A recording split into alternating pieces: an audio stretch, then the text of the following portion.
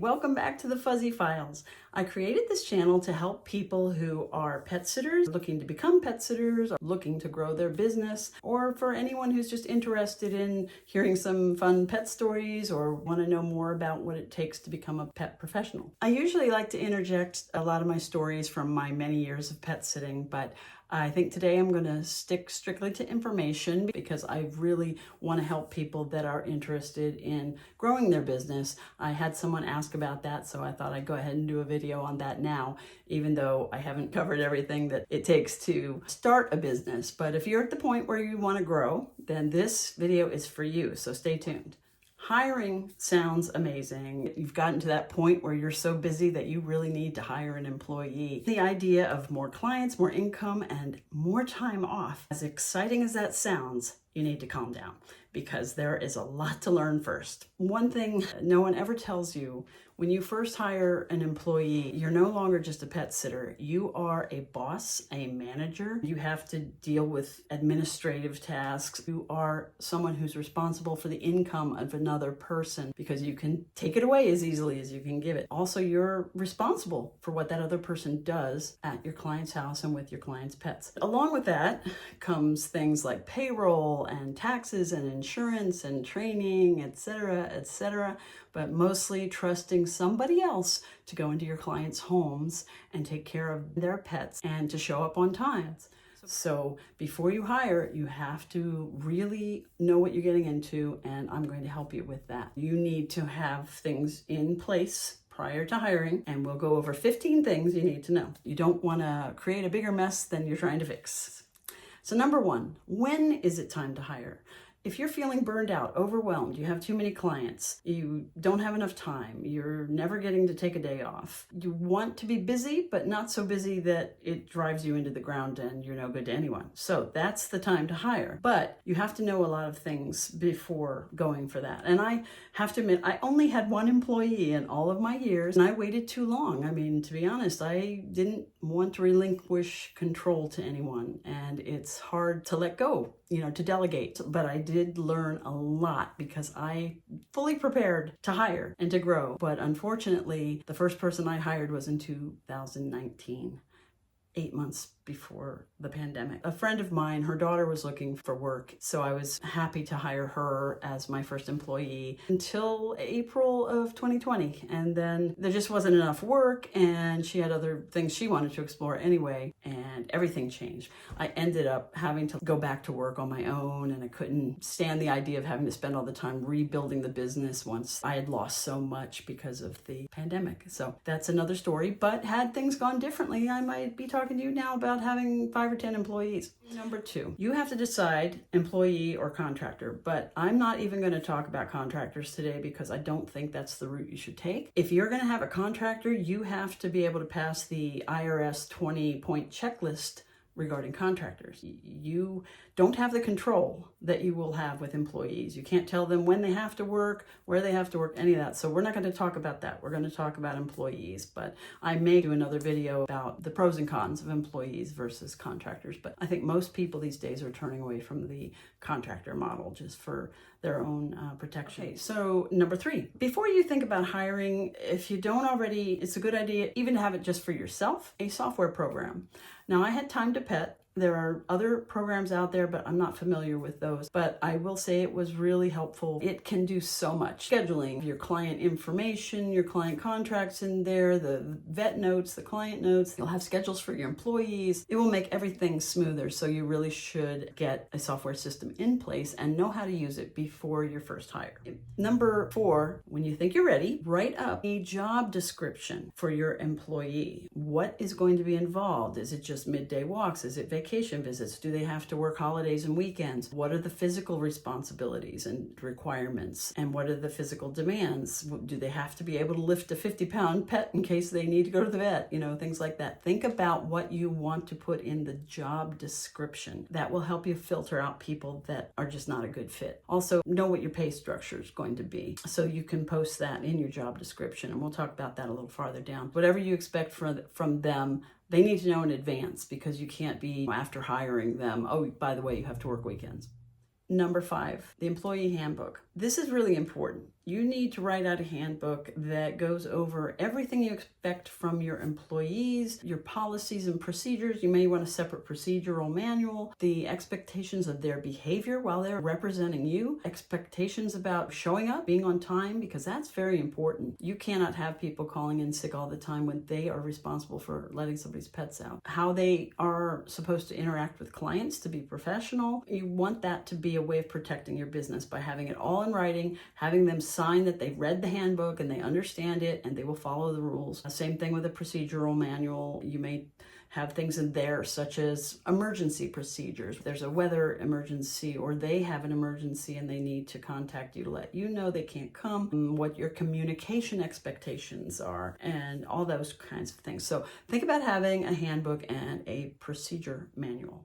Number 6, have an employee supply list. You should probably, because they're employees, supply things for them like extra leashes, poop bags, first aid kits, lots of things that it's a good idea for them to keep in their car, and you should tell them what they need to supply, like rain gear. You should always have rain gear in your car if you're a pet sitter. Boots in the winter, hats, sunglasses, sunscreen, bug spray, whatever. People don't realize that those are necessities when you do dog walking. Number 7, the hiring packet. You want to have an application ready before they come in the front door. Go to Staples and get an application, or you could have them do it online. There probably is a way to put an application on Time to Pet. You want to have a place for them to put their availability, their references, all their basic information, who they worked for before, a background check consent. They're going to have to fill out forms like a W-4 and an I-9, which you will have to provide to them. You might even want to include a couple of questions like, what would you do if a dog got loose, or something like that, because that'll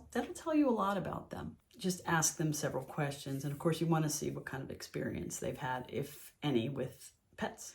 Number 8, then and only then, once you've got all these things in place, should you advertise for employees. And where do you find these people? You could do the traditional route and go through like Indeed, Monster, ZipRecruiter, but I would suggest also check local Facebook groups, especially dog walking groups. If there's a neighborhood group for the local dog park or anything like that, you might be able to find people willing to work for you. Also, veterinary offices. Vet techs love pet sitting on the side. That's how I got started doing it on my own, but there are probably some who don't want to go through the hassle of starting their own business, so they'd be happy to work for you. So check with your local vets offices, groomers, PetSmart, if there's anybody looking for a part-time job outside of that job, or any place where people are animal lovers. But keep in mind, you don't just want to hire animal lovers. You want to hire responsible people and people with integrity. So you need to, when you do that interview, ask some really hard-hitting questions and see how they answer you. So the next thing, of course, number 9 would be the interview. In the interview, you're looking for people who are going to be reliable, good at communicating, they have common sense. You want to ask real-life questions. One thing I did was I asked, write a note to a client who is just returning from their vacation after you've been taking care of their dog and cat for a week. The dog was perfectly fine but had diarrhea one day. What did you do about it? The cat was shy at first. How did you get them to come out? Things like that. And have them write that in a note, because they will have to leave notes for clients usually. I did this so long ago. I know everything's digital now, but they would do it digitally if not by hand. So number 10. Background checks. You're sending people into people's homes. You have to do background checks to be sure that these people are trustworthy, at least as far as you know, because if you don't do a background check and someone steals from a client and then it's later found out that they have a record of being a thief, you can be sued for negligent hiring. So it's really important that you cross your T's and dot your I's, because you don't want any of this to come back to bite you. It's a big deal when you hire people. Also ask them for permission to do a driving record check, or have them go to the local DMV or MVA, whichever they call it, and get a copy of their driving record. They're driving all over the place all day long, and you want to be sure they're good drivers, not just because you don't want them having an accident in between, but also if for some reason they have to take somebody's pet to the vet, you don't want them crashing the dog or the cat in the car. Not that accidents don't happen, but you want to make sure you're dealing with somebody responsible. Check their references, check all of them, get at least 3 references. Your reputation is in somebody else's hands, so make sure you do your due diligence. Number 11, legal and tax setup. The really fun stuff. It is important. So you're going to need, and you should have, if you set up your own business and you planned on growing at some point, you should have applied for an EIN, an employer identification number from the federal government. And you will need to register employees with your state. You will need to set up payroll. I used a company called Gusto. I love them, but there's lots of payroll options out there if you don't want to do it yourself. Some people do it. I'm not a mathematician, so I did not want to do my own. Don't guess your way through that. If you can't do the taxes, hire a company. It's not that expensive, all things considered. It'll give you such peace of mind to just have that payroll done easily. And it was very easy using Gusto, I have to say. Number 12, workers' comp and insurance. This is not optional. If you're an employer, you have to have workers' comp on your employees, and you have to pay that. You have to set that up through your state. And then you want to make sure that your business insurance covers employees for all kinds of things that could go wrong. So make sure you talk to your insurance agent about what you need. Number 13, wage and labor laws. You need to understand what the minimum wage is in your state or county, and you need to pay what is necessary at a minimum. You can decide to pay hourly or by visit. That's a decision you need to make for yourself. You need to think about how you'll pay them if they do overtime, or if you have them do overnights in clients' houses. If you're going to pay them for the travel time between visits, if they're going from one to another, you probably have to. Those laws are going to apply whether you like it or not, and you don't want to get in trouble with the Wage and Labor Board. Believe me, you do not. So you want to learn what you need to, and you also need to find out about required posters. When you're an employer, you need to have posters in your place of business, even if that's your house. When I had my employee, I had posters, taped to the wall. It's something they need to know. I don't know. I think there might be both state and federal ones. So check into what posters you need to have up so you don't get in trouble that way. Number 14. Payroll is very important. There are going to be taxes and withholding, and you are going to have to pay half of the FICA, the Social Security tax, basically, as an employer. So just understand that. There will be withholding for unemployed. I'm not sure what that is. I think there's some other withholding you need to check into. And it does cost, but that's the cost of doing business. Number 15, finally, training. So training is everything. Create a written training manual. It'll save you a lot of problems, and you'll know exactly everything you need to talk about when you're training your employee. You can have them read a training manual and sign it so that they know and you know that they understand all the training. Of course, ask them if they have any questions. Just be sure that they know how to handle dogs and cats and do what they have to do, and have them shadow you for at least a week or so.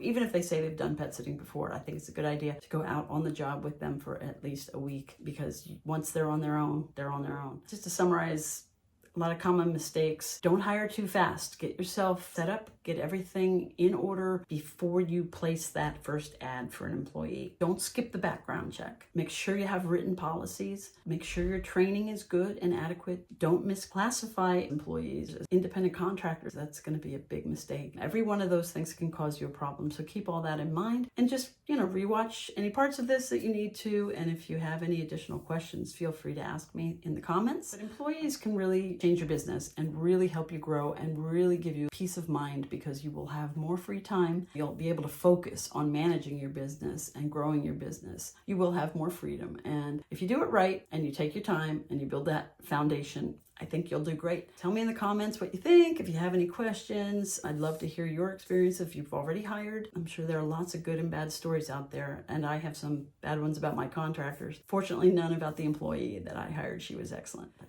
I think that's it for today. Take care of yourselves and all your fuzzy buddies that you love, and I will see you next time.